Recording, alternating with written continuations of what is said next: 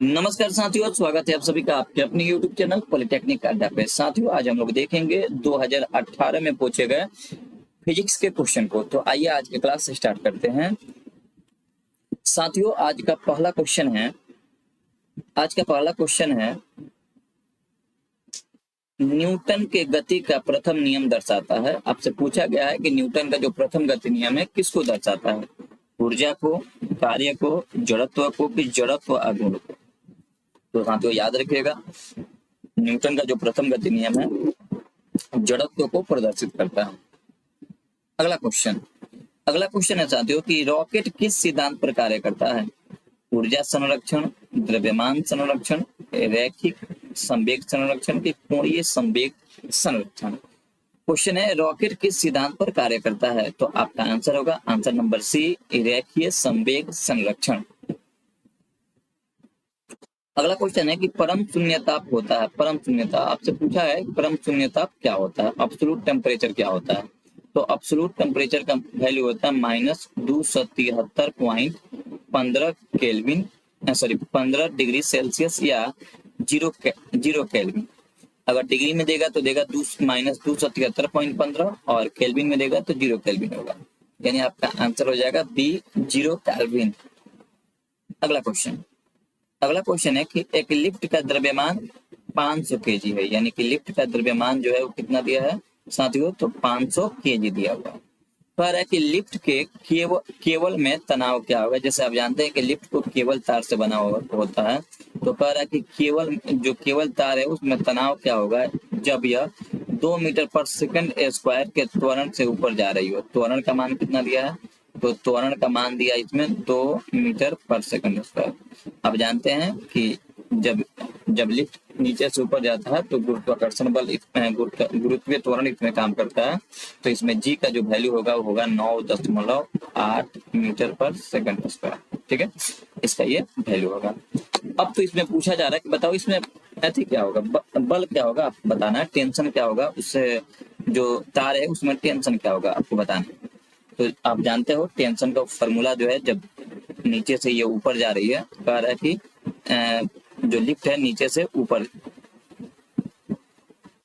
त्वरण से ऊपर जा रही है, नीचे से ऊपर जा रही है, तो टी का फॉर्मूला होगा, टी बराबर होता है एम इंटू जी प्लस ए, जी प्लस के होता है। तो टी का टी, एम का मान है 500, ठीक है, और यहाँ पे जी का मान 9.8 और ये त्वरण यहाँ पे 2, तो टी का टी ये हो जाएगा 500, 9 2 11.8 होगा। जब इसको हम हल करेंगे तो हल करने के बाद आएगा 5900 न्यूटन, यानी कि 5900 आएगा। तो आपका आंसर हो जाएगा ये ऑप्शन नंबर सी। अगला क्वेश्चन देखिएगा साथियों, अगला क्वेश्चन है कि एक पिंड का आवेश 80 माइक्रोकूलम है। आवेश कितना है जी, तो -80 माइक्रोकूलम है। तो इसमें अतिरिक्त इलेक्ट्रॉन की संख्या क्या होगी, इसमें इलेक्ट्रॉन की संख्या बताना। आवेश कितना दिया है, तो -80 माइक्रोकूलम। तो माइक्रोकूलम को बदलेंगे तो 80 -80, और ये 10 के पावर माइक्रो का मतलब होता है 10 के पावर 6। जब इसको वैज्ञानिक संकेतन में बदलेंगे तो 8, और यहाँ पे 80 है तो एक जीरो से ये कम हो जाएगा, तो 8 गुणे 10 के पावर -5 कूलम हो गया। कह रहा है कि इसमें इलेक्ट्रॉन की संख्या क्या होगी आपको बताना है। तो आप जानते हो Q बराबर Ne होता है, तो अगर n निकालेंगे तो Q बाई E होगा। तो आवेश का मान दिया -8.10 के पावर 8 गुणे 10 के पावर -5, और एक इलेक्ट्रॉन का चार्ज होता है 1.6 गुणे 10 के पावर -19। तो यहाँ पे लिखेंगे -8 और यहाँ पे 1.6, और इसको बदलेंगे तो ये 10 के पावर -5 है, और 19 ऊपर जाएगा तो प्लस 19 हो जाएगा। तो इसको जब कैलकुलेशन करेंगे तो 8 और 1.6 को यहाँ पे 80 लिख देंगे, और यहाँ पे 16 लिख देंगे, दशमलव कैंसिल हो गया, और ये 10 के पावर कितना हो जाएगा, तो 19 में से 5 गया तो 14 हो जाएगा। ठीक है, 14 हो जाएगा। तो जब इसको कैलकुलेट करेंगे तो कैलकुलेट करने के बाद आएगा 16 25 80 होता है। ठीक है, 5 तो हो जाएगा कितना, n बराबर 5 गुणे 10 के पावर 14। और यहाँ पे याद रखिएगा इलेक्ट्रॉन वाले नेगेटिव होता है, तो नेगेटिव लिखना कोई ज्यादा जरूरी है नहीं, क्योंकि आप यहाँ से कटा भी सकते हो, क्योंकि ये माइनस में ही होता है, तो माइनस में भी कैंसिल हो गया।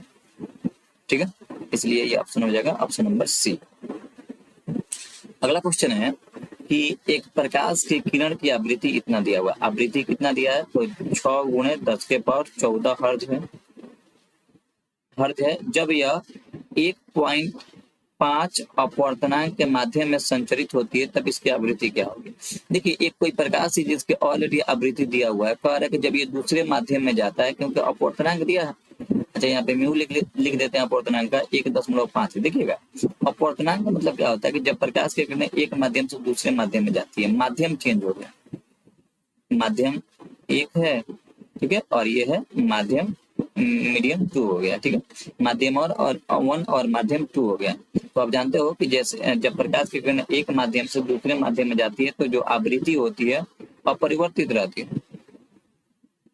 अपरिवर्तित रहती है, यानी आवृत्ति नहीं बदलता है जी। तो आवृत्ति जितना होगा उतना ही रहेगा, यानी कि 6 गुणे 10 के पावर 14।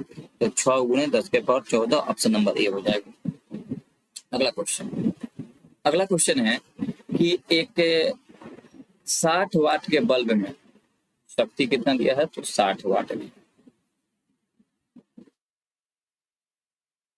एक 60 वाट के बल्ब में कितना एम्पियर की धारा बहती है। आई का मान कितना दिया है, तो आई का मान दिया है 0.5 एम्पियर की धारा प्रवाहित होती है। तो कह रहा है कि बताइए कि 1 घंटा में इससे गुजरने वाली कुल आवेश क्या होगा। तो कह रहा है कि यहाँ पे टी का मान है 1 आवर। तो कह रहा है आवर को अगर हम बदलना चाहे तो 3600 सेकेंड हो जाएगा, ठीक है। तो कह रहा है बताइए कि 1 घंटे में गुजरने वाली आवेश की संख्या क्या होगी, यानी कि यहाँ पे क्यू आपको बताना है कि क्या, ठीक है, क्यू आपको बताना है।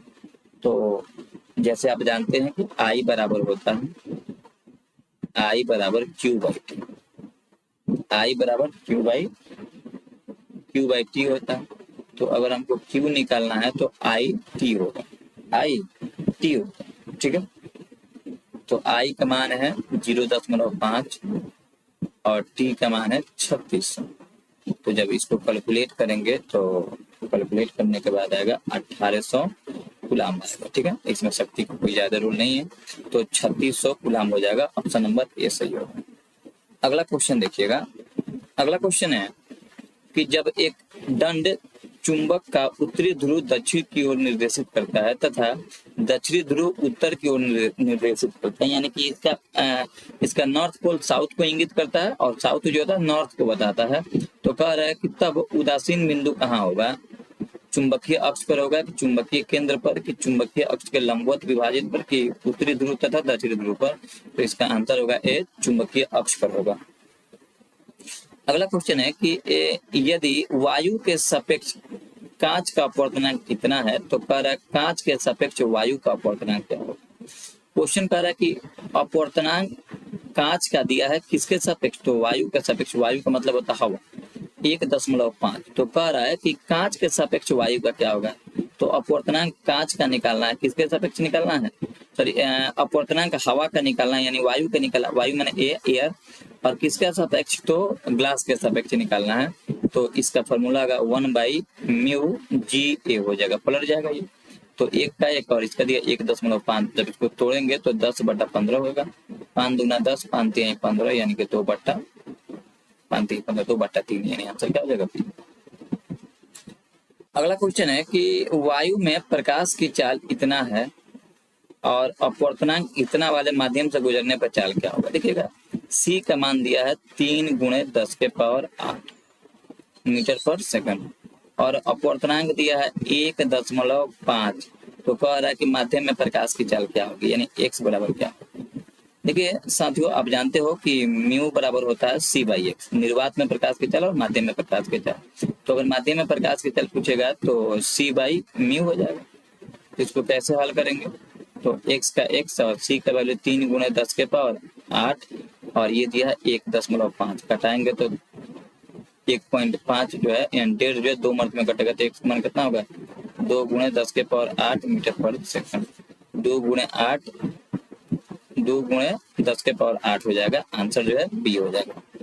अगला क्वेश्चन है कि वेग परिवर्तन की दर क्या होता है। वेग परिवर्तन की दर देखिएगा, जैसे आपसे पूछा है कि वेग परिवर्तन delta D by delta T, equal to क्या होता है, तो ये याद रखिएगा त्वरण होता है। आवेग, संवेग, विस्थापन की त्वरण, तो वेग में परिवर्तन की दर जो है त्वरण देता है। डी। कह रहा है कि किस रंग का प्रकीर्णन सबसे अधिक होता है, बैगनी का, नीला का, पीला का कि लाल का। तो प्रकाश का प्रकीर्णन जो है बैगनी का सबसे अधिक होता है, और सबसे कम किसका होता है, कम होता है लाल का, और अधिक होता है बैगनी का। अधिक किसका होता है, तो अधिक होता है बैगनी का। आंसर ये हो जाएगा। कह रहा है कि 4D क्षमता वाले लेंस की फोकस दूरी क्या होगी, तो आप जानते हो क्षमता दे दिया है 4D, तो कह रहा है फोकस दूरी क्या होगी। तो आप एफ आपसे पूछा जा रहा है, तो आप जानते हो कि पी बराबर होता है 1/f होता है, ठीक है।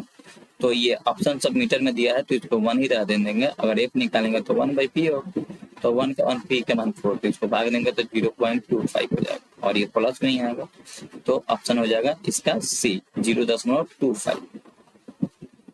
अगला क्वेश्चन, अवतल लेंस से बने प्रतिबिंब का आवर्धन सदैव क्या होता है। अवतल लेंस का जो आवर्धन होता है वो सदैव क्या होता है, एक से कम कि एक से अधिक कि एक इनमें से कोई नहीं, तो अवतल दर्पण का अवतल लेंस का जो आवर्धन होता है एक से कम होता है। ऑप्शन नंबर ए हो जाएगा। कह रहा है कि बल का ऐसा ही मात्रक क्या होता है, बल का फॉर्मूला होता है MA, एम का मात्रक होता है केजी, और त्वरण का होता है मीटर पर सेकंड स्क्वायर, तो केजी मीटर पर सेकंड स्क्वायर, केजी मीटर पर सेकंड स्क्वायर की तरह केजी मीटर पर second square. Option number A होगा। कह रहा है कि किसी वस्तु का जड़त्व निर्भर करता है, कह रहा है कि किसी वस्तु का जड़त्व जो है किस पर निर्भर करता है, बताना है। वस्तु के गुरुत्व केंद्र पर, कि वस्तु के द्रव्यमान पर, कि गुरुत्वीय त्वरण पर, कि वस्तु के भार, वस्तु के आधार पर। तो साथियों याद रखिएगा, जड़त्व जो है ना, जड़त्व यानी इनर्शिया जो है ना, द्रव्यमान से संबंधित होता है, यानी कि मास से संबंधित होता है। तो आपका आंसर होगा वस्तु के द्रव्यमान से। अगला क्वेश्चन है कि यदि गति करने स्वतंत्र 1 केजी वस्तु 1 किलोग्राम द्रव्यमान की किसी वस्तु को 1 न्यूटन बल लगाया जाए तो गति करेगी। कह रहा है एम का मान है 1 केजी और बल है कितना, 1 न्यूटन। तो कह रहा है किस वेग से गति करेगी, आपको ए निकालना है, यहाँ पे त्वरण पूछ रहा है। तो साथियों आप जानते हो कि F बराबर ma, तो A निकालेंगे तो F/m होता है, तो A निकालेंगे तो 1 तो ये कटेगा तो 1 हो जाएगा, यानी त्वरण होगा 1 मीटर पर सेकंड स्क्वायर। तो A का वैल्यू होगा 1 मीटर पर सेकंड स्क्वायर, 1 मीटर पर सेकंड स्क्वायर, ये ऑप्शन नंबर सी हो जाएगा सही। अगला क्वेश्चन है कि जी का अर्थ होता है पृथ्वी का आकर्षण बल, गुरुत्वाकर्षण बल की स्वतंत्र रूप से गिरती वस्तु का त्वरण। कह रहा है कि बताइए कि जी का अर्थ क्या होता है, तो जी जो है ना स्वतंत्र रूप से गिरती किसी वस्तु का त्वरण होता है, आंसर डी। अगला क्वेश्चन है कि चंद्रमा के द्रव्यमान पृथ्वी के द्रव्यमान का 1/81 है, तो यदि चंद्रमा पर पृथ्वी का गुरुत्वाकर्षण F हो तो पृथ्वी पर चंद्रमा का गुरुत्वाकर्षण बल क्या हो। क्वेश्चन है कि चंद्रमा का द्रव्यमान पृथ्वी के द्रव्यमान के इतना है, तो अगर हम पृथ्वी के द्रव्यमान लिखे, पृथ्वी का द्रव्यमान अगर हम m मानते हैं तो चंद्रमा का द्रव्यमान क्या होगा, चंद्रमा का द्रव्यमान तो m/81, क्योंकि 1/81 है। तो अगर यदि चंद्रमा पर पृथ्वी का गुरुत्वाकर्षण बल इतना है, पृथ्वी का गुरुत्वाकर्षण बल कितना है, यहाँ पे इसको बांट देते, ठीक है। इसका गुरुत्वाकर्षण बल कितना है, गुरुत्वाकर्षण बल कितना है, तो F है। तो कह रहा है कि पृथ्वी पर चंद्रमा का गुरुत्वाकर्षण बल, यहाँ पे इसका गुरुत्वाकर्षण बल पूछ रहा है, यहाँ पे यानी जी आपसे पूछा जा रहा है, क्या बल पूछा जा रहा, और कहाँ पे, तो मून पर पूछा जा रहा है कितना होगा। तो आइए हम इसको बनाना शुरू करेंगे। बनाने का तरीका क्या है, इसको देखिएगा। जैसे आप जानते हैं कि पृथ्वी पर हम गुरुत्वाकर्षण बल निकालेंगे तो F बराबर होगा G m1/m2, तब पृथ्वी के द्रव्यमान को m और चंद्रमा को m, स्मॉल m/r², ठीक है। इस एफ हो गया, और यहाँ पे चंद्रमा पर बल अगर निकाले हम एफ डैश निकाले तो एफ डैश कितना होगा, तो G m1/m2, तो ये कितना है पृथ्वी का 1/81 है तो 81 हो जाएगा, और m का m और ये r²। जब हम दोनों को कटाएंगे तो एफ डैश जो है ना f/, जब दोनों को हम हल करेंगे समीकरण 1 और समीकरण 2 को जब हम हल करेंगे, दोनों को भाग देंगे तो आएगा एफ डैश बराबर आएगा f/81 आएगा। ठीक है, तो आपका आंसर हो जाएगा f/81, यानी आंसर क्या हो जाएगा, ये हो जाएगा सही। अगला क्वेश्चन है कि किसी वस्तु के प्रतिरोधकता को हम लोग बोलते हैं विशिष्ट प्रतिरोध। ठीक है, किसी वस्तु की प्रतिरोधकता परिवर्तित नहीं होती है यदि पदार्थ बदल जाता है, ताप बदल जाता है, प्रतिरोधक का आकार बदल जाता है, कि दोनों पदार्थ अर्थात तथा ताप बदल जाता है। देखिए प्रतिरोधक हम लोग रो कहते हैं, रो, तो रो जो है ना आकार पे निर्भर नहीं करता है, आकार बड़ा कीजिए छोटा कीजिए, पदार्थ अगर सेम रखते हैं तो प्रतिरोधकता नहीं बदलती है, यानी विशिष्ट प्रतिरोध नहीं बदलता है। तो कह रहा किस पे नहीं बदलता है, तो किस पे नहीं बदलता है, सी पर। अगला क्वेश्चन है कि किसी पिंड का द्रव्यमान दोगुना कर दे और वेग आधा कर दे तो उसकी गतिज ऊर्जा कितनी हो जाएगी, ये बताना है। जैसे कि मान लेते हैं कि पहले द्रव्यमान हो m, तो गतिज ऊर्जा अगर हम निकालते हैं तो 1/2 mv² फॉर्मूला होता है। लेकिन अब कह रहा है कि नहीं, अब जो है द्रव्यमान m को m मत रखिए, 2m रखिए और वेग को ना क्या रखिए, तो वेग को आधा कर दीजिए, जो v था ना उसको v/2 कीजिए। अब कह रहा है कि अब गतिज ऊर्जा निकालिए, तो फॉर्मूला तो वही होगा 1/2 mv², तो 1/2 mv², इसको इसको आप 2 कर दो, 2 निकाल दो, तो E के हम निकालेंगे 2, तो क्या होगा 1/2, m का मान है 2m और v का मान है v/2, स्क्वायर है तो स्क्वायर, 2 से 2 कैंसिल हो गया, ठीक है, तो क्या हो गया mv²/4।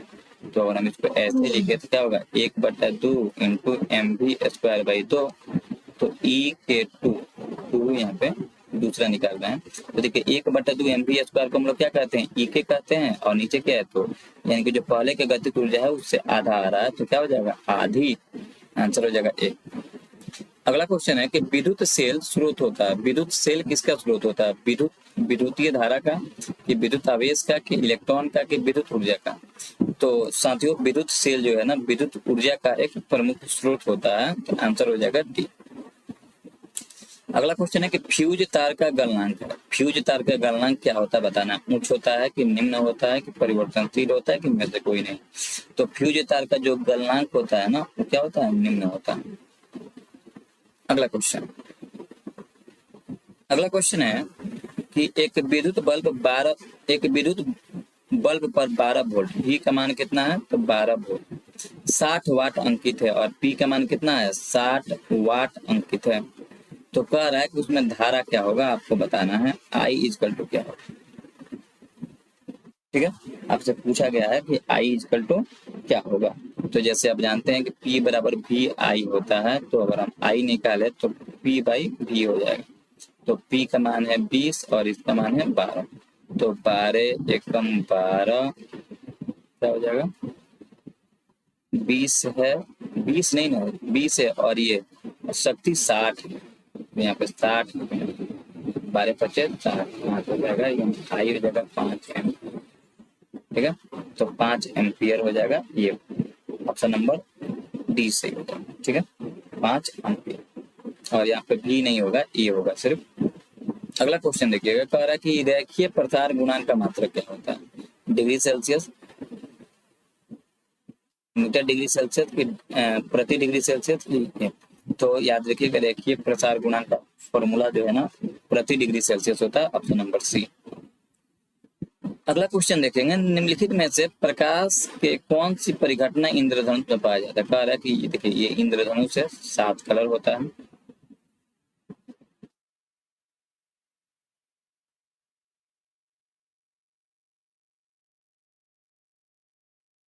इंद्रधनुष है, तो कह रहा है कि इंद्रधनुष में ये कौन सी घटना इसमें पाई जाती है, परावर्तन, अपवर्तन की विक्षेपण। परावर्तन नहीं पाया जाता। दूसरा अपवर्तन, विक्षेपण तथा पूर्ण आंतरिक परावर्तन, ये भी नहीं पाया जाता है। परिवर्तन, विक्षेपण और आंतरिक परिवर्तन ये पाया जाता है। ठीक है, पूर्ण आंतरिक परिवर्तन नहीं होता है, आंतरिक परिवर्तन होता है, और ये भी गलत है। तो आपका आंसर हो जाएगा सी। कह रहा है कि देखिए जी,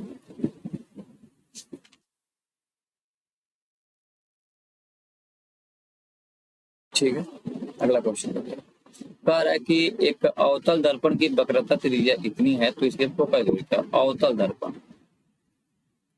अवतल दर्पण, अवतल दर्पण की वक्रता त्रिज्या आर दिया हुआ है।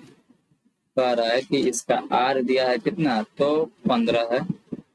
1.5 नहीं 15 होना चाहिए। इसको यहाँ पे पॉइंट नहीं रहेगा, इसको आप 15 ही लेकर चलो, तो ऑप्शन नहीं है, 15 है। और आप जानते हैं कि अवतल दर्पण जो है का फोकस दूरी चाहे वक्रता त्रिज्या माइनस में होती है। कह रहा है एफ निकालो, एफ बराबर आर बाई 2, तो आर का मान है 15 और ये 2, ये हो जाएगा -7, यानी कि इसकी फोकस दूरी एफ बराबर होगी -7, ठीक है। तो ऑप्शन नंबर बी हो जाएगा, -7.5 हो जाएगा। कह रहा है कि एक एंगस्ट्रॉम का मान कितना होता है? तो साथियों एक एंगस्ट्रॉम बराबर होता है 10 के पावर -10 मीटर होता है, 10 के पावर -10 मीटर होता है। तो आंसर हो जाएगा ए, एक एंगस्ट्रॉम बराबर 10 के पावर -10 मीटर। अगला क्वेश्चन है कि एक गोलीय दर्पण की फोकस दूरी और वक्रता त्रिज्या में क्या संबंध होता है? एफ बराबर r/2, r बराबर f/2 बराबर छूट गया, एफ बराबर 2r कि एफ बराबर r। तो बच्चों याद रखिएगा एफ बराबर r/2 होती है, तो नंबर ए सही हो जाएगा। अगला क्वेश्चन है कि सौर सेल सौर ऊर्जा को किस में रूपांतरित करती है? विद्युत ऊर्जा में, गतिज ऊर्जा में, यांत्रिक ऊर्जा में, तापीय ऊर्जा में? सौर सेल सौर ऊर्जा को किस ऊर्जा में बदलती है? विद्युत ऊर्जा में, गतिज ऊर्जा में, कि यांत्रिक ऊर्जा में, कि तापीय ऊर्जा में? तो साथियों इसका आंसर होगा विद्युत ऊर्जा। तो साथियों इसी के साथ जो है आपका 2018 में जो फिजिक्स के क्वेश्चन पूछे थे उन सारे क्वेश्चन को हम लोग देख लिए। आप जो है इन पूरे वीडियो देखने के बाद आप एक्सेस कीजिए अपने आप को कि आप 30 में कितना क्वेश्चन जो है सही कर रहे हैं। ठीक है, तो इस वीडियो में इतना ही, मिलते हैं हम लोग नेक्स्ट वीडियो में, तब तक के लिए जय हिंद, गुड बाय।